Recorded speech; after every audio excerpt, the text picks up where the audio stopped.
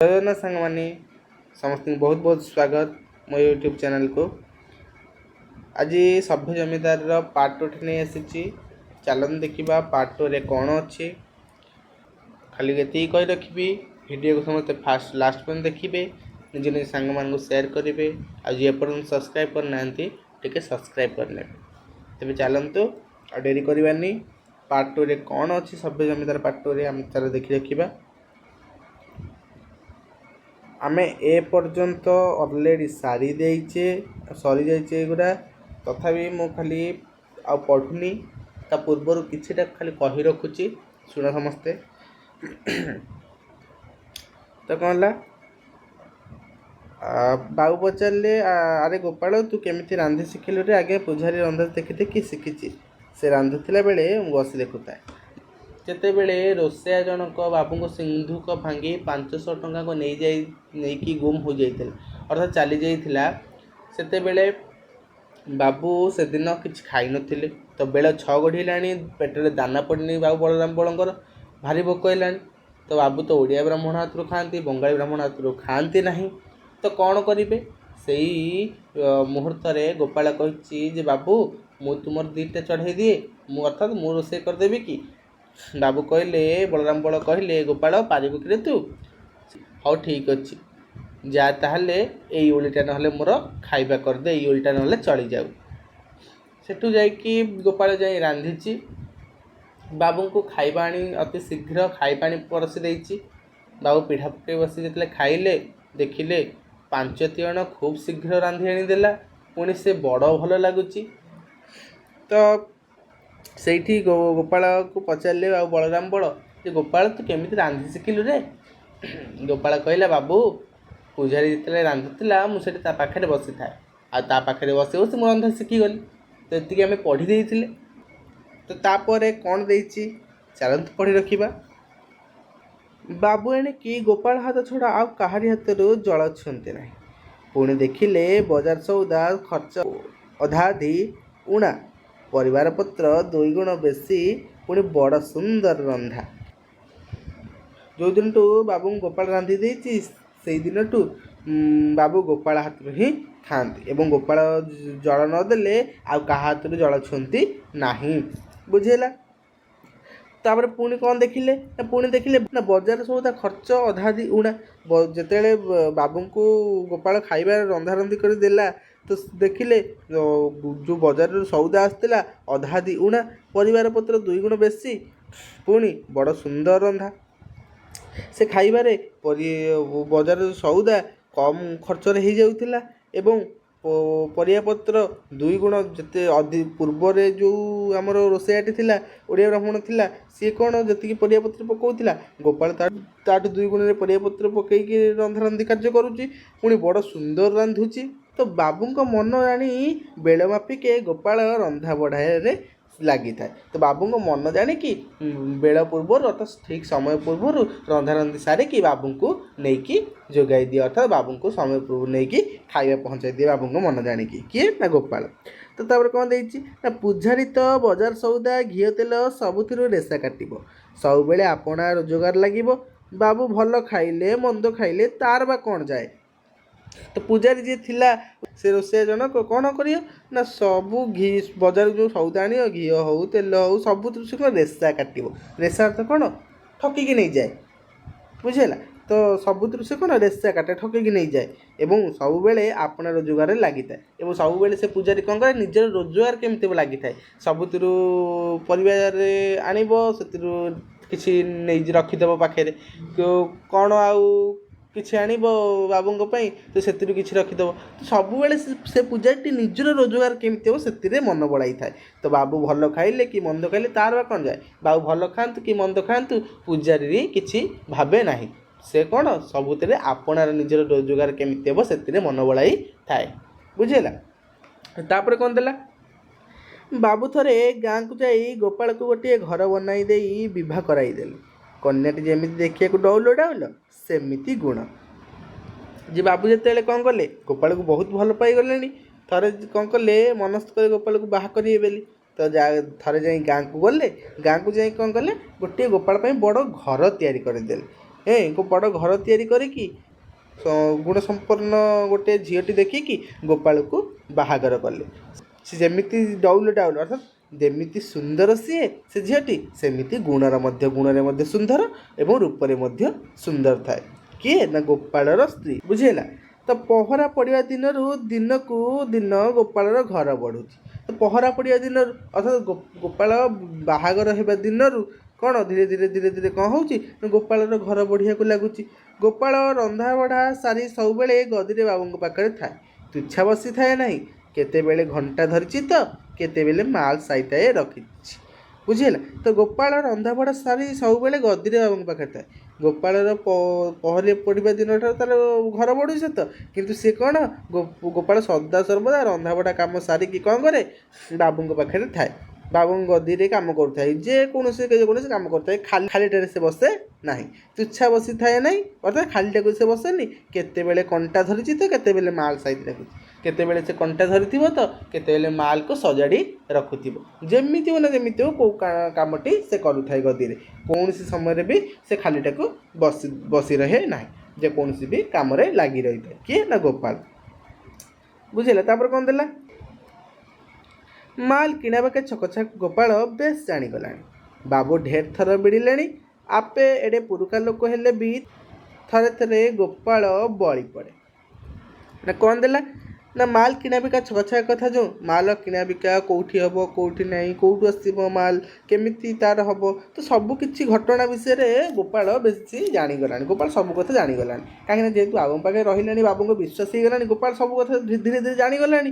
ବାବୁ ଢେର ଥର ବିଡ଼ିଲେଣି। ତ କ'ଣ? ବାବୁ ଢେର ଥର ବିଡ଼ିଲେଣି ଅର୍ଥ କ'ଣ? କ୍ଷତି ସହିଲେଣି। ଯେଉଁ ମାଲ ଆସୁଛି ଯାଉଛି ତା'ର ଲାଭ କ୍ଷତିରେ ଯାହା ହେବ ବାବୁ ବଳରାମ ବଳ ବହୁତ ଥର କ୍ଷତି ସହିଲେଣି। ବିଡ଼ିଲେଣି ଅର୍ଥ କ୍ଷତି ସହିଲେଣି। ବୁଝିହେଲା? ତ ଆପେ ଏଡ଼େ ପୁରୁଖା ଲୋକ ହେଲେ ବି ଥରେ ଥରେ ଗୋପାଳ ବଳି ପଡ଼େ। ଆପେ ଏବେ ଅର୍ଥାତ୍ ବାବୁ ଏଡ଼େ ଅଭିଜ୍ଞ ଲୋକ ହେଲେ ବି, ବାବୁ ଏଡ଼େ ପୁରୁଣା ଲୋକ ହେଲେ ବି ଥରେ ଥରେ ଗୋପାଳ କ'ଣ କଲେ? ବଳି ପଡ଼ିଯାଏ। ନା କ'ଣ? ତା କଥାରେ ଚାଲିଲେ ଠକିବାକୁ ହୁଏ ନାହିଁ, ବେଶୀ 2 ପଇସା ଲାଭ ହୁଏ। ଗୋପାଳ କଥାରେ ଯଦି ଚାଲିଲେ ବାବୁଙ୍କୁ କ'ଣ? ଠକିବାକୁ ହୁଏନି।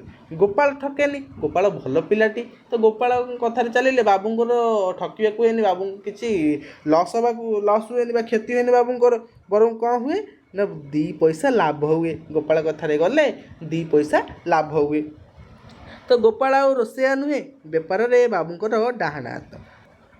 ତ କ'ଣ ଦେଲା? ତ ଗୋପାଳ ଆଉ ରୋଷେଇଆ ନୁହେଁ। ତ ଗୋପାଳ ଆଉ କ'ଣ? ରୋଷେଇଆ ନୁହେଁ। ବରଂ କ'ଣ ହେଇଛି? ନା ଗୋପାଳ ଏବେ ବାବୁଙ୍କର ଡାହାଣ ହାତ ହେଇଗଲାଣି। କାହିଁକି ସବୁ ମାଲ କିଣା ବିକା କାମ ସବୁ ଗୋପାଳ ଜାଣି ସାରିଲାଣି। ଗୋପାଳ କଥାରେ ଚାଲିଲେ ଲସ୍ ହେଉନି ବା କ୍ଷତି ହେଉନି, ବରଂ ଲାଭ ହେଉଛି। ତ ଗୋପାଳ ଆଉ ରୋଷେଇଆ ନୁହଁ। ଗୋପାଳ ଏବେ କ'ଣ ହେଇଗଲା? ବାବୁଙ୍କର ଡାହାଣ ହାତ ହେଇଗଲା।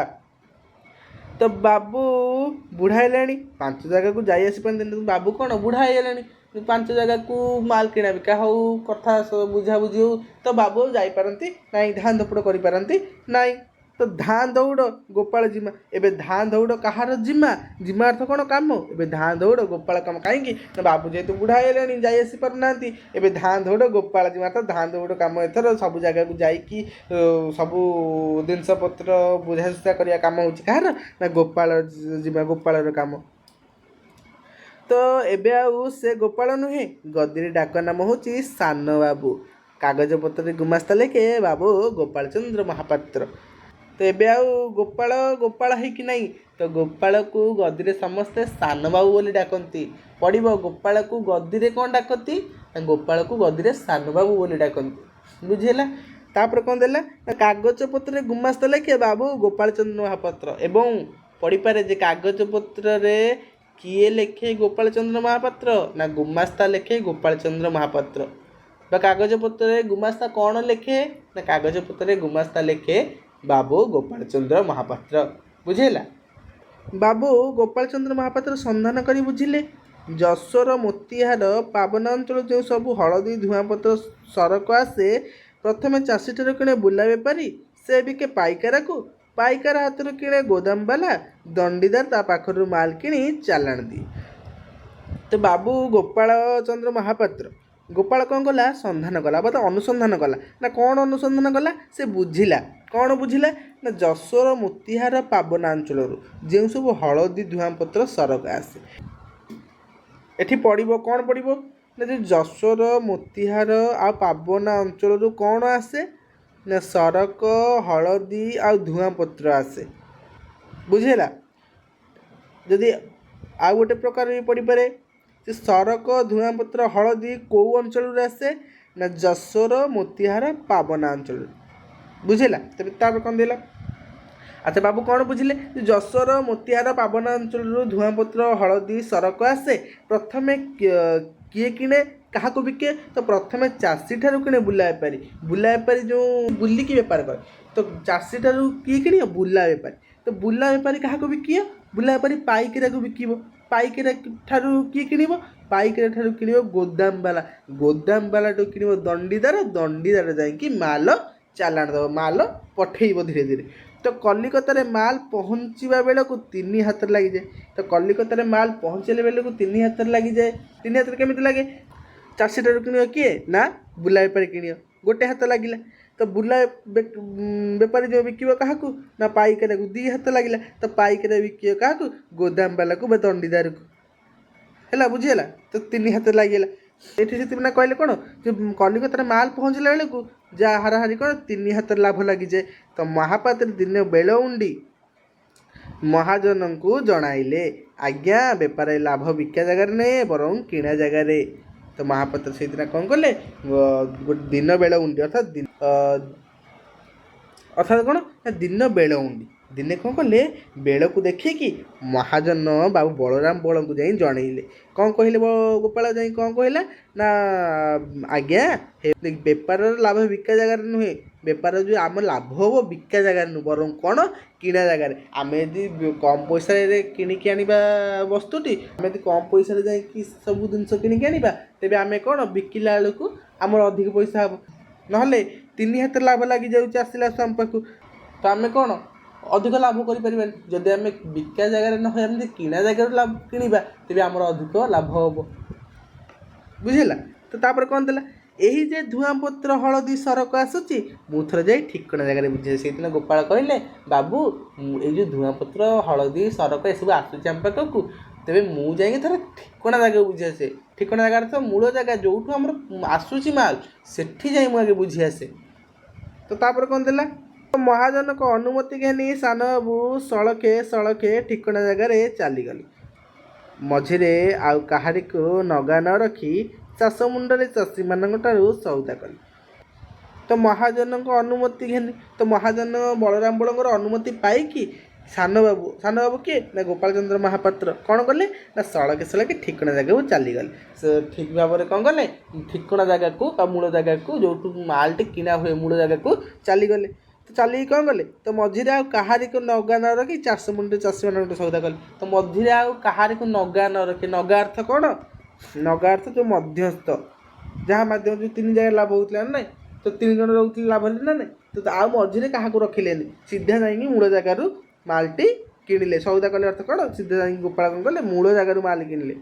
ତ ଏଇଭଳି 2 ବର୍ଷ ଏହିପରି କାମ ଚଳିବାରୁ ଦେଖାଗଲା ପୂର୍ବଠାରୁ 2 ଗୁଣ ଲାଭକୁ ବେଶୀ ହେଇଛି। ତ ମହାପାତ୍ର ବଳଙ୍କର ଚାକର ନୁହନ୍ତି ବରଂ ଲାଭରେ 4 ପଣି ଅଂଶୀଦାର। ତ ଏଇଭଳି ଦେଖିଲା 2 ବର୍ଷ କାମ ଗଲା। ବାବୁ ଯେତେବେଳେ ମୂଳ ଜାଗାକୁ ଗଲେ ସଉଦା କଲେ ଚାଷୀଠାରୁ ଯାଇକି, ତ ଦେଖିଲା ସେ 2 ବର୍ଷ ଏଇଭଳି କାମ ଚଳିବାରୁ ବହୁତ ଭଲ ଲାଭ ହେଲା। ଯେତେବେଳେ ବହୁତ ଭଲ ଲାଭ ହେଲା, ତ ମହାପାତ୍ର ଆଉ କ'ଣ ବଳଙ୍କର ଚାକର ଆଉ ନୁହନ୍ତି, ବାବୁ ବଳରାମ ବଳଙ୍କର ଗୋପାଳ ଆଉ ଚାକର ନୁହେଁ ବରଂ କ'ଣ ହେଲା ନା ବେପାରରେ ଏବେ 4 ପଣି ଅଂଶୀଦାର। ପଡ଼ିବ ଯେ ଗୋପାଳ ବେପାରରେ କେତେ ପଣି ଅଂଶୀଦାର ନା ଗୋପାଳ ବେପାରରେ 4 ପଣି ଅଂଶୀଦାର। ବୁଝିଲା। ତ 5-7 ବର୍ଷ ଏହିପରି କାମ ଚଳିଲାଣି। ମହାପାତ୍ର ବର୍ତ୍ତମାନ ଲକ୍ଷପତି। ସେ ମନା କରୁ କରୁ ମହାଜନ ବଳେ ଗ୍ରାମରେ 10-12 ହଜାର ଟଙ୍କା ଲଗାଇ ଗୋଟେ ବଡ଼ ଘର, 2 ମହଲା ଘର ବନାଇଦେଲେ। ତାପରେ କ'ଣ ହେଲା ନା 5-7 ବର୍ଷ ପରେ ଏହିପରି କାମ ଯେତେବେଳେ ଚାଲିଲା, ଏହିପରି ବେପାର ଯେତେବେଳେ ଚାଲିଲା, ମହାପାତ୍ର ଏବେ କ'ଣ ଲକ୍ଷପତି ହେଲେ, କୋଟି କୋଟି ଟଙ୍କାର ଏବେ ମାଲିକ ହେଇଗଲେଣି। ତ ସେ ମନା କରୁ କରୁ, ସେ ଯେତେବେଳେ ମନା କରୁଥିଲେ, ମହାଜନ କ'ଣ କଲେ 10-12 ହଜାର ଟଙ୍କା ଦେଇକି ଗୋଟିଏ ବଡ଼ 2 ମହଲା ଘର ବନେଇଲେ।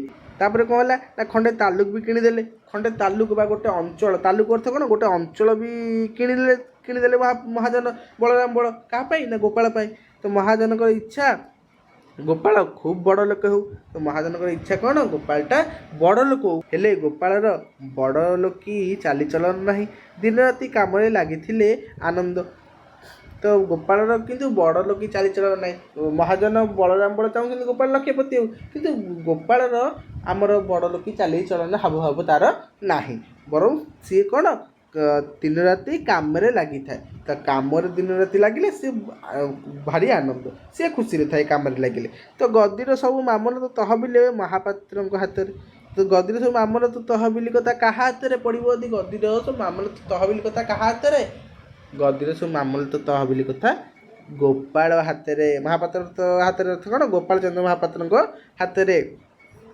बड़े बेतुनी हो गदी में माला गड़ाऊँ तो बाबू बलराम बड़ कौन करती जेहेतु बुढ़ा है बुद्ध है आते कम करपारती सब कथा गोपाल बुझिला गोपाल सब कथा जाणीगला तो ये कौन बाबू बलराम बड़ गदी बस माला गड़ाऊँ तुनी होगी बस माला गड़ाऊँ माला जप कर बुझीगला एथर यदि बुझीला समस्ते ना कि डाउट है तुरंत कह अच्छा किसी डाउट नहीं तो तापर देख तो बाबू गोपाल चंद्र महापात्र गोटे बोली पुओ नाम राजीव लोचन पुओटी पारिगला 14 पुरी 15 चली तो बाबू गोपाल चंद्र महापात्र गोटे पुओ होती से पुओर नाम राजीव लोचन तो पुओटी पारिगला हे तो पुओटी बड़ है 14 पुरी 15 चली 14 सरिकी 15 चलिला क्या राजीव लोचन को तो गोपाल बाबू ग्राम जाइए जाई कौन गले ना अवधान देवी ओझा आसी कहले सान बाबू खूब बुद्धिया भारी पाठुआ खड़ी पाठ पोथी पाठ सबू छिड़गला आउ तांकु पढ़ाई पाठ ना तो जिते गोपाल चंद्र महापात्र दिने गाँ को गले अवधान आसिले अवधान अर्थ कौन जी राजीव लोचन को पाठ पढ़ाते राजीव लोचन गुरुजी तो राजीव लोचन गुरुजी आसिले देवी ओझा ना कौन देवी ओझा देवी ओझा आसी कौन कहले गोपाल को गोपाल चंद्र महापात्र कहले सान बाबू खूब बुद्धिया भारी पाठुआ खड़ी पाठ पोथी पाठ सबू छिड़गला सबू सारीदे सी आउ पढ़ाई किसी पाठ ना किंतु असल कथा राजीव भारी दुष्ट चाटशाली बड़ उत्पात करे अवधान संगे भी तोखड़ मोखड़ लगाइला किंतु अवधान से सब कथा कहीदे सान बाबू भारी बुद्धिया भारी पाठुआ खड़ी पाठ पोथी पाठ सब छड़ी सरीला आ पढ़ाई को पाठ ना कि सत्य कथा हो असल कथाटी हूँ राजीवटा भारी दुष्ट ना कौन दुष्ट ना क्या से माने चाटशाली बड़ उत्पात करे अवधान सहित तोखड़ पोखड़ लगाए अवधान सहित कौन लगी जाए हैरान करे अवधान को गुरुजी को तो कहीं अवधान किसी कहींपारती ना कहीं कहींपारती बड़ लोकर पुओ जमीदार पुओ बोली अवधान सब शंकी रही था किसी कहींपारती ना तो जेहेतु राजीव लोचन बड़ घर पुओ गोटे जमीदार पुओ से दिन अवधान शंकी रही जाती अर्थात आशंका रही जाती काले बाड़े काले कौन कहले जमीदार कौन कहे जेहेतु आग काले जमीदार बड़ तो जमीदार काले कौन कहे से ना अवधान डरिकी कहले महापात्र बाबू जे आपण पुओ राजीव लोचन को सबू पाठ सरीगला भारी बुद्धिया सी भारी पाठुआ तो बाबू पुओर प्रशंसा शुणी भारी खुशी अवधान गोटे यथा 5 टंका पुरस्कार पाई दंडवत कर मेलाणी घेनिले तापर कौन है ना जिते बाप अवधान पुओर प्रशंसा शुणिले राजीव लोचन प्रशंसा शुणिला गोपाल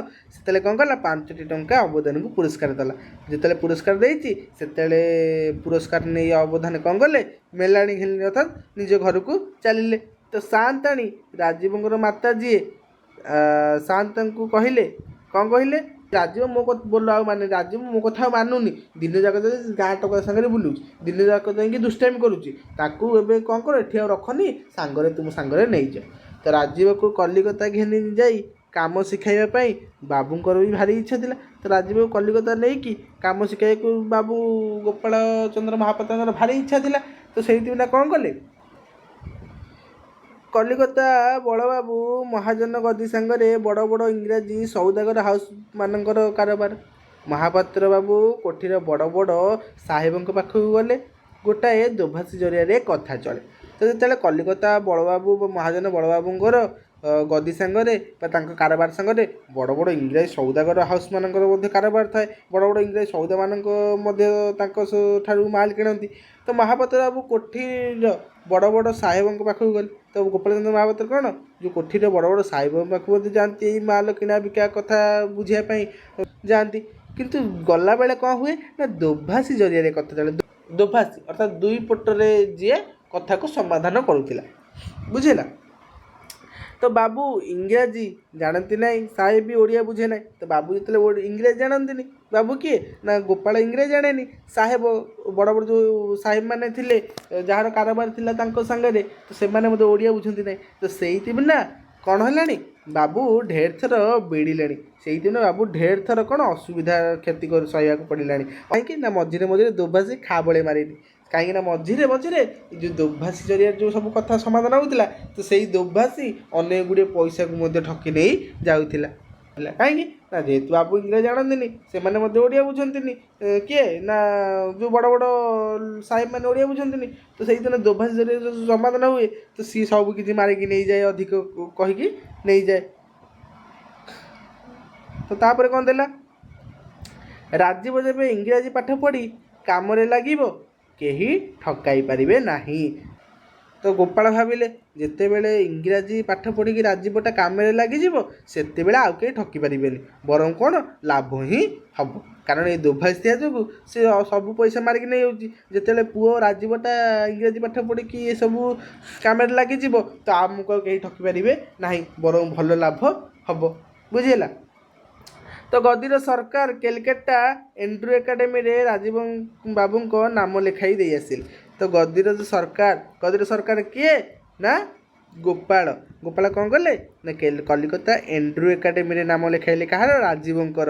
ପଡ଼ିବ ରାଜୀବଙ୍କ ନାମ କଲିକତାରେ କେଉଁଠି ଲେଖାଇଲେ ନା କଲିକତା ଏଣ୍ଡ୍ରୁ ଏକାଡେମୀରେ ଲେଖାଇଲେ। କିଏ ଲେଖାଇଲେ ନା ଗୋପାଳ ଲେଖାଇଲେ, ବୁଝିଲା। ତ ପଢ଼ା ଚାଲିଛି ତ ଚାଲିଛି। ମାସକୁ ଥରେ ସ୍କୁଲ ଦରମା ଓ କିତାବ ପାଇଁ ଦାମ ନେବା ବେଳେ ବାପ ପୁଅର ଭେଟ। ତ ପାଠପଢ଼ା ଚାଲିଥାଏ ସେମିତି। କଲିକତା ଏଣ୍ଡ୍ରୁ ଏକାଡେମୀ ଯେତେବେଳେ ନାମ ଲେଖାଇଥିଲେ ରାଜୀବର ଗୋପାଳ, ତ ପାଠପଢ଼ା ଚାଲିଥାଏ ତା'ର। ଖାଲି ଭେଟ ହୁଏ କେତେବେଳେ ନା ମାସକୁ ମାସ ଥରେ ଯେତେବେଳେ ସ୍କୁଲ ଦରମା କି କିତାବ ଦାମ ବହିପତ୍ର ଯେତେବେଳେ କିଣିବା ପାଇଁ ବାପ ପୁଅର ସେତେବେଳେ ଭେଟ ହୁଏ। ନହେଲେ ବାପକୁ ସମୟ ନଥାଏ, ସବୁବେଳେ କାମରେ ଲାଗିଥାଏ। ତ ବାପେ ପାଠ ସହି ନେବେ କ'ଣ, କିପରି ପଢ଼ୁଛି ପଚାରିବାକୁ ବି ବେଳ ନାହିଁ। ତ ବାପା କ'ଣ ପାଠ କେମିତି ପଢ଼ୁଛି କେମିତି ନାହିଁ ତା ପଚାରିବେ କ'ଣ, କାହିଁକିନା ତାକୁ ବେଳ ନାହିଁ। କାହିଁକି ନା ସବୁଥିରେ କାମରେ ବ୍ୟସ୍ତ। କେତେ ଲୋକ ଆସନ୍ତି, କେତେ ହାଉସ୍ ବୋଟ୍ ମାନେ ଆସନ୍ତି, କେତେ ବଡ଼ ସାହେବମାନେ ଆସନ୍ତି, ସବୁବେଳେ ନିଜ କାମରେ ଏତେ ବ୍ୟସ୍ତ ହେଇଯାନ୍ତି ଗୋପାଳ ଯେ ସେତେବେଳେ ତାଙ୍କ ପୁଅର କେମିତି ପାଠ ପଢ଼ୁଛି, କ'ଣ କରୁଛି, ଭଲ ପାଠ ପଢ଼ୁଛି କି ନାହିଁ, ସେ ପଚାରିବାକୁ ତାଙ୍କ ପାଖେ ବେଳ ନାହିଁ, ବୁଝିହେଲା। ତ 3-4 ବର୍ଷ ବିତିଗଲାଣି। 3-4 ବର୍ଷ ବିତିଗଲା, ଏମିତି ଦିନ ଯାକ ଯାଇ 3-4 ବର୍ଷ ବିତିଗଲା। ତ ତାପରେ କ'ଣ ହେଲା, 3-4 ବର୍ଷ ବିତିଲା ପରେ ମାସକୁ ମାସ ସ୍କୁଲ ଦରମା ଆଉ କିତାବର ଦାମ 50 ଟଙ୍କାରୁ ବଳିଲାଣି। ତାପରେ ମାସକୁ ମାସ କ'ଣ ହେଲାଣି ନା ସ୍କୁଲ ଦରମା ବା ବହିପତ୍ର ଯେଉଁ କିଣାକିଣିରେ 50 ଟଙ୍କାରୁ ବଳିଲାଣି, 50 ଟଙ୍କାରୁ ଢେର ହେଇଗଲାଣି, ଅଧିକ ହେଇଗଲାଣି। ତ ଦିନେ ବାପେ ପଚାରିଲେ, କିରେ ରାଜୀବ ଏତେ ଖରଚକିଆ? ଯେ ଦିନେ ବାପ ଗୋପାଳ ପଚାରିଲେ ପୁଅ ରାଜୀବକୁ, କିରେ ରାଜୀବ ଏତେ ଖରଚ କ'ଣ ପାଇଁ? ଖରଚକିଆ ଅର୍ଥ କ'ଣ, ଖରଚ ଏତେ କ'ଣ ପାଇଁ ହେଉଛି, 50 ଟଙ୍କାରୁ କ'ଣ ବଳିଲାଣି? ରାଜୀବବାବୁ ଜବାବ ଦେଲେ ଯେ ବାପା ମୁଁ କ୍ଲାସ୍ ଢେର ଉପରକୁ ଉଠିଗଲିଣି, ସେଥିପାଇଁ ଏତେ ଖରଚ। ରାଜୀବ ଉତ୍ତର ଦେଇ କହିଲେ ଯେ ବାପା ମୁଁ ଏବେ କ୍ଲାସ୍ ବହୁତ ଉପରକୁ ଉଠିଗଲାଣି, ସେଇଥିପାଇଁ ଏତେ ଖର୍ଚ୍ଚ ହେଉଛି ଆଉ। ବାପେ କହିଲେ ତେବେ ଆଉ ପାଠ ପଢ଼ନା, ଆ କାମରେ ଲାଗ। ରାଜୀବ ବାବୁ କହିଲେ ନା ବାପା, ପାସ୍ ନ କଲେ ଇଂରାଜୀ ପାଠ ହୁଏ ନାହିଁ। ମହାପାତ୍ର ବି ଶୁଣିଥିଲେ ଯେ ଇଂରାଜୀରେ ଗୋଟାଏ ପାସ୍ ହୁଏ। କହିଲେ ହଁ ରେ, ସେ କଥା ମୋତେ ବି ଜଣା ଅଛି। ତୁ ବେଶୀ ପାସ୍ କରି ପକା, ଯେତେ ଟଙ୍କା ଲାଗୁଛି ଲାଗୁ। ବାପ ପୁଅ ଦୁହିଁଙ୍କ ମନ ଭାରି ଖୁସି। ନା କ'ଣ ହେଲା, ଯେତେବେଳେ ବାପ ପଚାରିଲେ କିରେ କ'ଣ ବେଶୀ ଖର୍ଚ୍ଚ ହେଲାଣି, ଏବେ କ'ଣ ପାଇଁ ବେଶୀ ଖର୍ଚ୍ଚ ହେଉଛି? ରାଜୀବ ଜବାବ ଦେଇ କହିଲେ, ଉତ୍ତର ଦେଇ କହିଲେ ଯେ ବାପା ମୁଁ ଏବେ ତ କ୍ଲାସ୍ ବହୁତ ଉଠିଗଲିଣି, ବହୁତ ମୋର କ୍ଲାସ୍ ଧୀରେ ଧୀରେ ବଢ଼ିଲାଣି, ତ ସେଇଥିପାଇଁ ନା ମୋର ଏତେ ଖର୍ଚ୍ଚ ହେଉଛି। ବାପ କହିଲେ ତୁ ଆଉ ପାଠ ପଢ଼ନି, ଏଥର କାମରେ ଲାଗିଛେ, ସେତିକି ପାଠ ଥାଉ। ରାଜୀବ ସେଠୁ ଉତ୍ତର ଦେଇ କ'ଣ କହିଲେ ନା ବାପା ଇଂରାଜୀରେ ଗୋଟେ ପାସ୍ ଅଛି, ଯଦି ପାସ୍ ନ କରିବି ତେବେ ଇଂରାଜୀ ପାଠ ହୁଏନି। ତ ମହାପାତ୍ରେ ଗୋପାଳ କ'ଣ ଶୁଣିଥିଲା ଯେ ଇଂରାଜୀରେ ବି ଗୋଟେ ପାସ୍ ଅଛି। ତେବେ ଗୋପାଳ ସେଇଥିପାଇଁ କହିଲା ହଁ ରେ ମୋତେ ବି ଜଣା ଅଛି ସେ ପାସ୍ କଥା। ତେବେ କ'ଣ ତୁ ଜଲ୍ଦି ପାଠ ପଢ଼ି ପକା, ପାସ୍ କରି ପକା, ଯେତେ ଟଙ୍କା ଲାଗୁ ପଛେ ଲାଗିବ ମୁଁ ଦେବି, କିନ୍ତୁ ତୁ ଇଂରାଜୀରେ ପାସ୍ କରି ପକା। ସେଇଠୁ ବାପ ଖୁସି ପୁଅ ବି ଖୁସି, ବାପ ପୁଅଙ୍କ ମନ ଦୁଇଟା ଯାକ ମନ ଭାରି ଖୁସି ଏଥର, ବୁଝିଲା।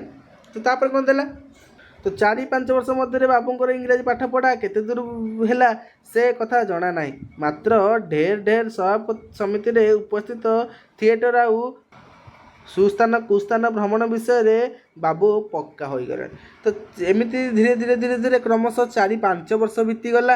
ତ 4-5 ବର୍ଷ ଯେତେବେଳେ ବିତିଗଲା ତାଙ୍କର ବାବୁଙ୍କର ବା କାହାର ରାଜୀବ ଲୋଚନଙ୍କ ପାଠପଢ଼ା କେତେ ଦୂର ଗଲା ଗୋପାଳ ବୁଝେ ନାହିଁ। ସେ କେତେ ଦୂର ପାଠ ପଢ଼ିଲାଣି ଗୋପାଳ ମଧ୍ୟ ଦେଖେ ନାହିଁ।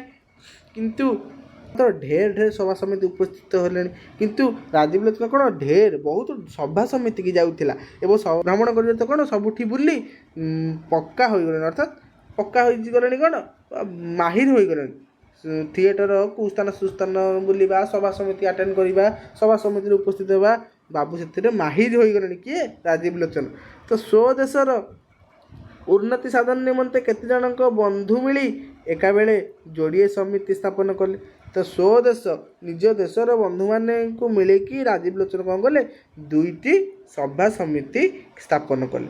ଗୋଟେ ହେଉଛି ମଙ୍ଗଳବାର ଦିନ ହେଉଛି କୁସଂସ୍କାର ବିମର୍ଦିନୀ, ଶନିବାର ଦିନ ହେଉଛି ନାରୀ ସ୍ୱାଧୀନତା ବିବର୍ଦିନୀ ସଭା ଅଧିବେଶନ ହେଉଥିଲା।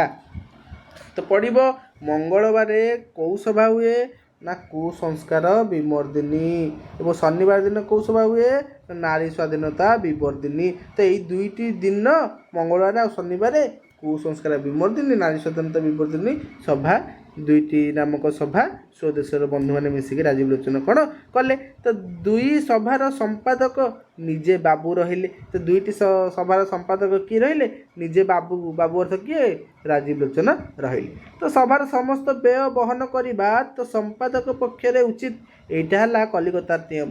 ପଚାରିବ କଲିକତାର ନିୟମ କ'ଣ ନା କଲିକତାର ନିୟମ ହେଉଛି ଯେ ସଭାର ସମସ୍ତ ବ୍ୟୟ, ସଭାର ଯେହେତୁ ସମସ୍ତ ଖର୍ଚ୍ଚ କିଏ ବହନ କରିବ? ତ ସମ୍ପାଦକ ଯିଏ ହେଇଥିବ ସିଏ ବହନ କରିବେ। ଯେହେତୁ ରାଜୀବ ଲୋଚନ ଏଠି ସମ୍ପାଦକ ଅଛନ୍ତି, ତ ସମସ୍ତ ବ୍ୟୟ ସମସ୍ତ ଖର୍ଚ୍ଚ କିଏ ବହନ କରନ୍ତି? ଏଥର ରାଜୀବ ଲୋଚନ ହିଁ ଖର୍ଚ୍ଚ କରନ୍ତି, ରାଜୀବ ଲୋଚନ ହିଁ ବହନ କରନ୍ତି। ତ ସଭାରେ ଢେର ବକ୍ତୃତା ହୁଏ, ସଭାରେ ମଧ୍ୟ ଢେର ବକ୍ତୃତା ହୁଏ, ଅର୍ଥାତ୍ କ'ଣ ଭାଷଣ ଦିଆଯାଏ। ତ ସମ୍ପାଦକ ଢେର ଥର ବକ୍ତୃତା କଲେଣି। ତାଙ୍କ ବକ୍ତୃତାରେ ଯେଉଁଦିନ ବେଶୀ ହାତ ତାଳି ପଡ଼େ ସେଦିନ ହୋଟେଲ ବାଲାର ବେଶୀ ଆୟ ହୁଏ।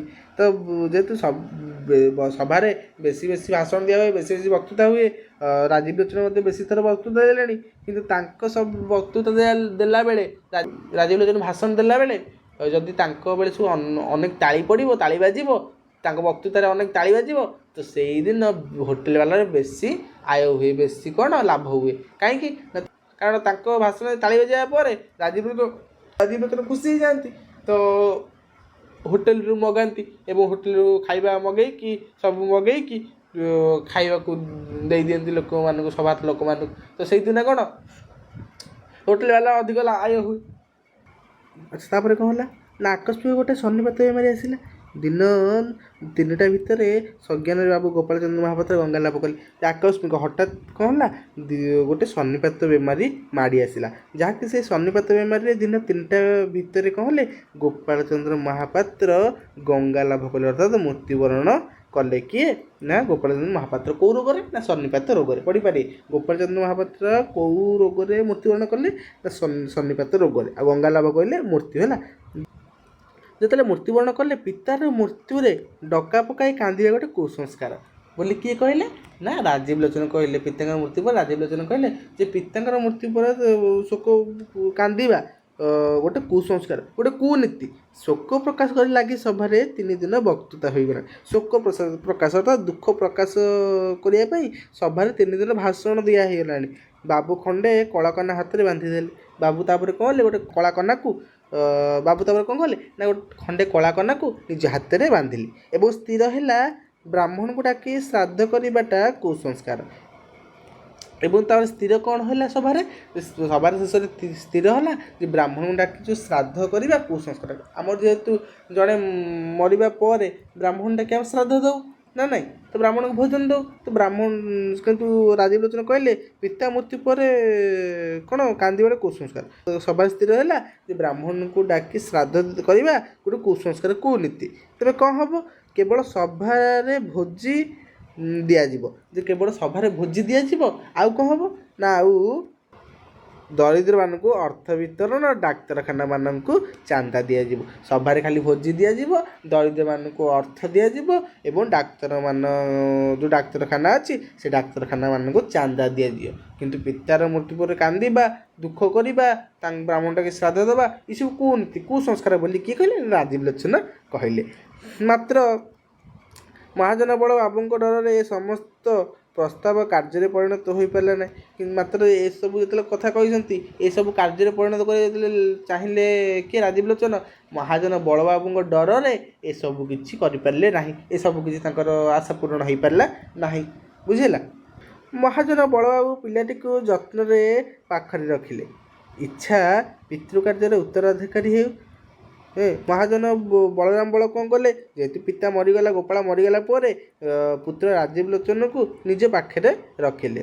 ତାଙ୍କର ଇଚ୍ଛା ଥିଲା, ମହାଜନ ବଳବାବୁଙ୍କର ଇଚ୍ଛା ଥିଲା ଯେ ପିତୃକାର୍ଯ୍ୟ ଉତ୍ତରାଧିକାରୀ, ଅର୍ଥାତ୍ ପିତାର ଯେଉଁ ସମ୍ପତ୍ତିର ଯେଉଁ ଉତ୍ତରାଧିକାରୀ, ଅର୍ଥାତ୍ ପିତା ଯେଉଁ ଏଠି କାମ କରିଛି ସଠିକ୍ ଭାବରେ, ପୁଅ ତାଠୁ ଆଉ ଟିକେ ଭଲ କି କାମ କରୁ, ପୁଅ ତାଠୁ ଆଉ ଟିକେ ଭଲ ଲାଭ କରୁ ବୋଲି କିଏ ଚାହିଁଲେ? ନା ମହାପାତ୍ର ବଳରାମ ବଳ ଚାହିଁଲେ। ତେଣୁକରି ତାକୁ ଯତ୍ନ ନିଜ ପାଖରେ ରଖିଲେ। ତ ତାପରେ କ'ଣ ହେଲା ଯେ ମାତ୍ର ସେ ଇଂରାଜୀ ପାଠ ପଢ଼ିଛି ସତ, ବେପାର ବଣିକ କାମ କିଛି ଶିଖି ନାହିଁ। ଆଶା କାମରେ ବାପାଠୁ ବଳି ପଡ଼ିବ। ଯେ ମହାପାତ୍ର ବଳବାବୁ କ'ଣ କଲେ? ତାକୁ ଯେତେବେଳେ ଯତ୍ନରେ ପାଖରେ ରଖିଲେ, ଭାବିଲେ ଯେ ଇଏ ପିତାର ଉତ୍ତରାଧିକାରୀ ହେବ, କି ଇଏ ବହୁତ ଭଲ ଇଂରାଜୀ ପାଠ ପଢ଼ିଛି କିନ୍ତୁ ବେପାର ବାଣିଜ୍ୟ କଥା ଜାଣିନି। ଆଚ୍ଛା ଠିକ୍ ଅଛି, ସେସବୁ ଭାବିଲେ। ଆଚ୍ଛା ଆଶା କଲେ କ'ଣ ଯେ କାମରେ ବାପାଠୁ ବି ବଳି ପଡ଼ିବ। ଯେହେତୁ ଇଂରାଜୀ ପାଠ ପଢ଼ିଛି, ସବୁ କିଛି ଜାଣିଛି, ବାପାଠୁ ଆହୁରି ଭଲ ଲାଭ କରିବ, ବାପାଠୁ ଆହୁରି ଅଧିକ କାମ କରିବ। କାହିଁକି ଭାବିଲେ? କାରଣ ଗୋପାଳ ଯେ ଦୁଇ ଅକ୍ଷର ଜାଣିନଥିଲା, ଢେର ବର୍ଷ ଯାଏ ସ୍କୁଲ ପାଠ ବି ପଢ଼ିଛି। ମହାଜନ ପାଖରେ ବସାଇ କାମ ଶିଖାଇବାକୁ ଲାଗିଲେ ଏବଂ ଶିଖାଇବା ପାଇଁ କର୍ମଚାରୀମାନଙ୍କୁ ଉପଦେଶ ଦେଲେ। ଯେ ଗୋପାଳ କ'ଣ ଅକ୍ଷର ପାଠ ପଢ଼ୁନଥିଲା, ଗୋପାଳ ପାଠଶାଠ ଜାଣିନଥିଲା, ସେ ବହୁତ ଗୁଡ଼ିଏ ଲାଭ କରିଛି। କିନ୍ତୁ ଯେହେତୁ ରାଜୀବ ଲୋଚନର ଇଂରାଜୀ ପାଠ ପଢ଼ିଛି, ଢେର ବର୍ଷ ଯାଏ ସ୍କୁଲରେ ପଢ଼ିଛି, ବୁଝିଲା? ରାଜୀବ ଲୋଚନ ଯେହେତୁ ଢେର ବର୍ଷ ଯାଏ ସ୍କୁଲରେ ପଢ଼ିଛି, ଏ ବାପାଠୁ ବହୁତ କାମ କରିବ ବୋଲି ମହାଜନ ଆଶା କଲେ।